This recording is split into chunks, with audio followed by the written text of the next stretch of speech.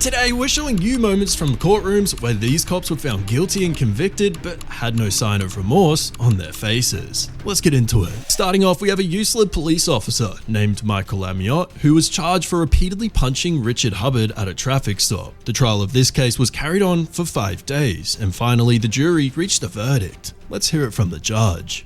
We, the jury, being duly impaneled and sworn, do hereby find the defendant Michael Amiot not guilty of assault, a misdemeanor of the first degree in violation of Section 2903.13a of the Ohio Revised Code as charged in Count 1. We do so render our verdict this 29th day of July, signed by all 8 jurors. Verdict. We, the jury, being duly impaneled and sworn, do hereby find the defendant Michael Amiot guilty of assault, a misdemeanor of the first degree, in violation of Section 2903.13a of the Ohio Revised Code as charged in Count 2. We do so render our verdict this 29th day of July, 2022, signed by all 8 jurors. Thank everybody for their conduct. I know it got a little contentious at times, but that's to be expected sometimes. With that, we adjourn. Amiot was found guilty of 1 count of assault and 1 count of interfering with civil rights. He was, however, found not guilty on a 2nd count of assault. Next up, we have the court hearing of a former Inkster police officer named William Melendez, who repeatedly punched a motorcyclist named Floyd Dent. All of this was shot on camera, and further investigation led to some disturbing comments. Mr. Dent was struck, kicked, and tased while on the ground by what appeared to be a group of angry, anxious police officers that celebrated after the defendant was beaten and cuffed. The video in the car shows the police officers fist bumping as a celebratory act of bravery by the defendant and his cohorts. But the one image that struck out to the court was looking at Mr. Dent in his cell, shaking his head in disbelief of what had occurred to him.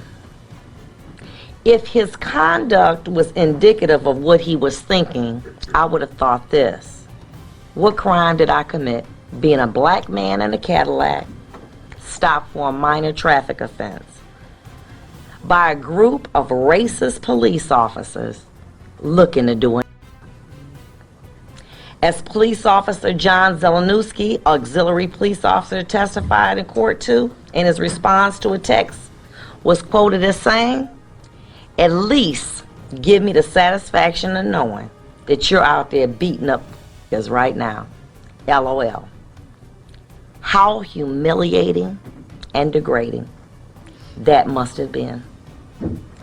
He was left in a cell for a number of hours before getting medical treatment.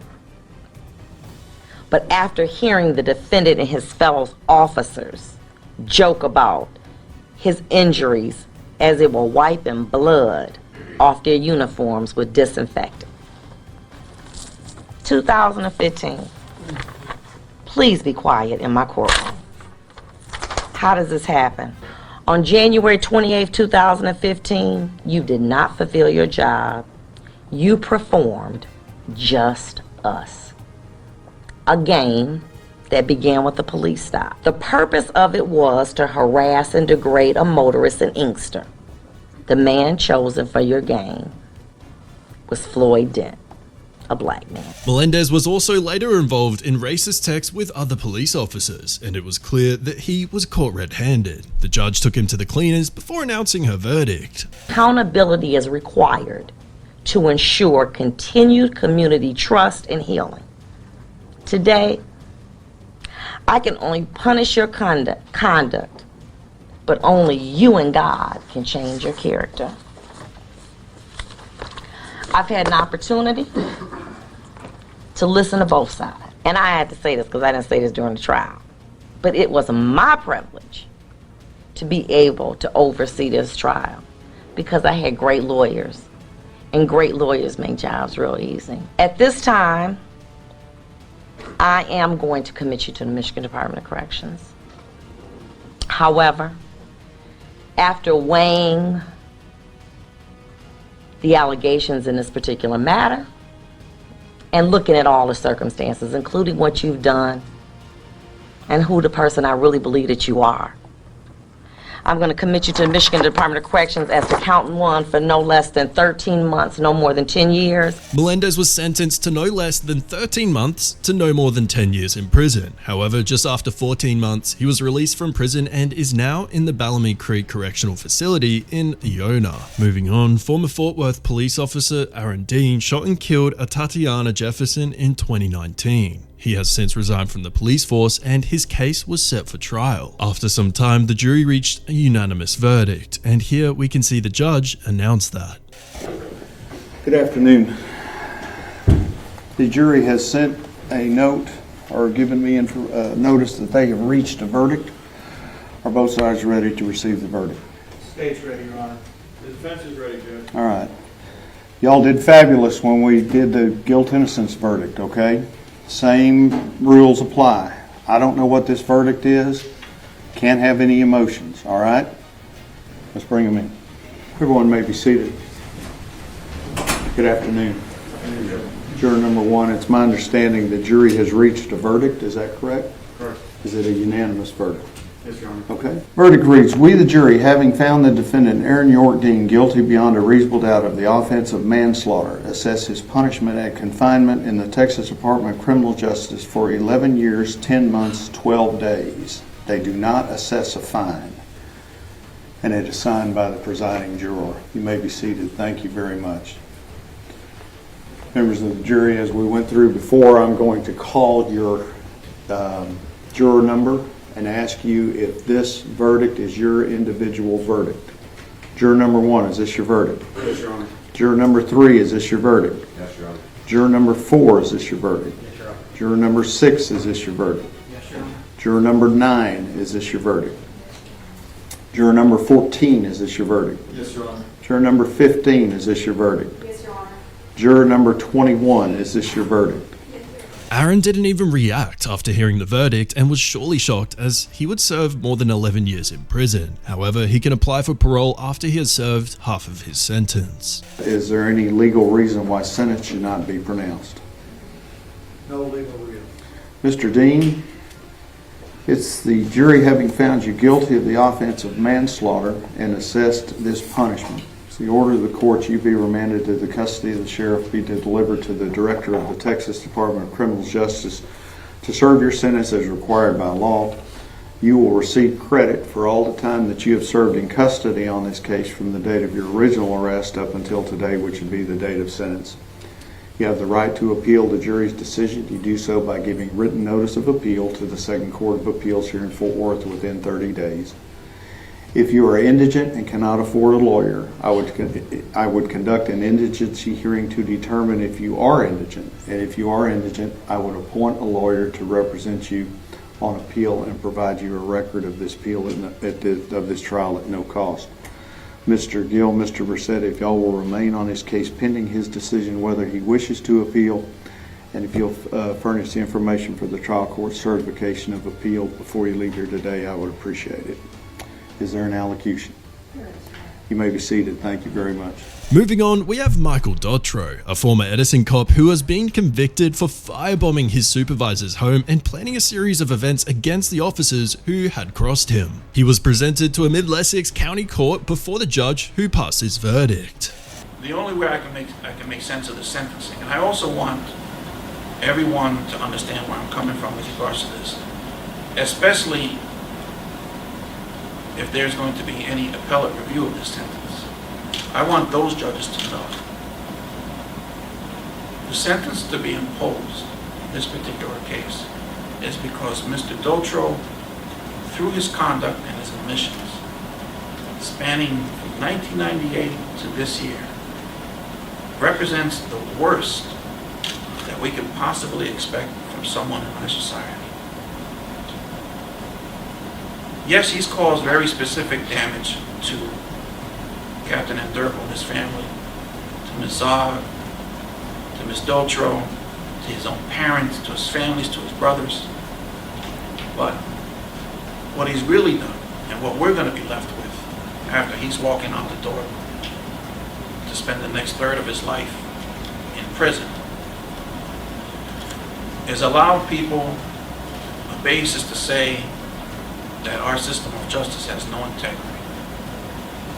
How could it when we've allowed this particular individual like him here in Middlesex County, here in Edison, to do the things that he's done, similar to what we see on the news every day from other parts of the country.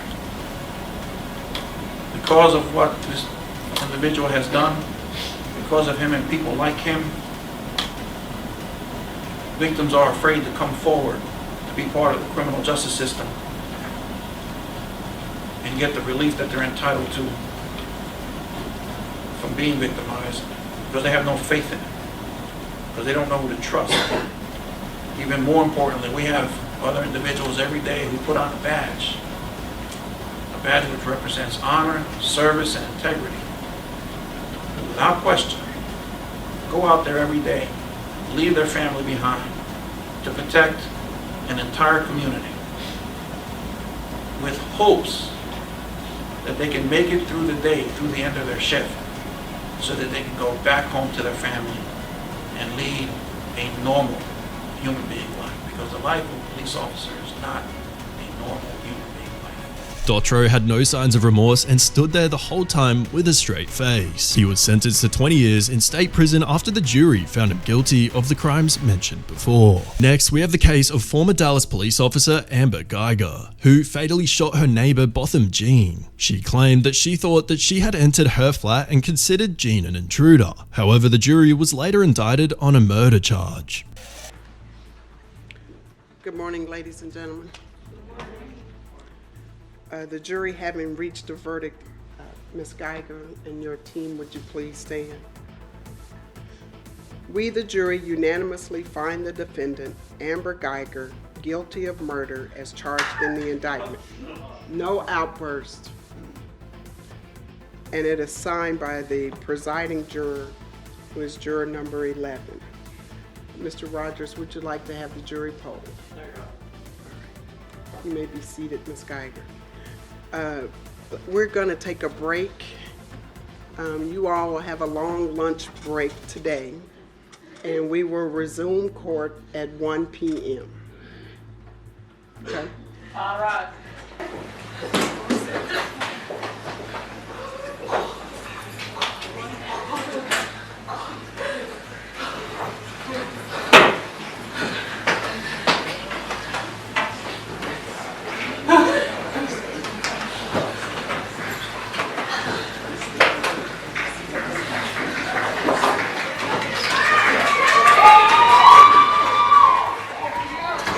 The jury found her guilty of murder and she was sentenced to 10 years in prison. She was in tears when the verdict was announced, and you can also see the Jean family happy as they got justice. Derek Chauvin, the 44-year-old Minneapolis police officer, mercilessly killed George Floyd by kneeling on his neck for over 9 minutes. He was later presented to the court and was convicted of murder, and the judge was there to say the verdict.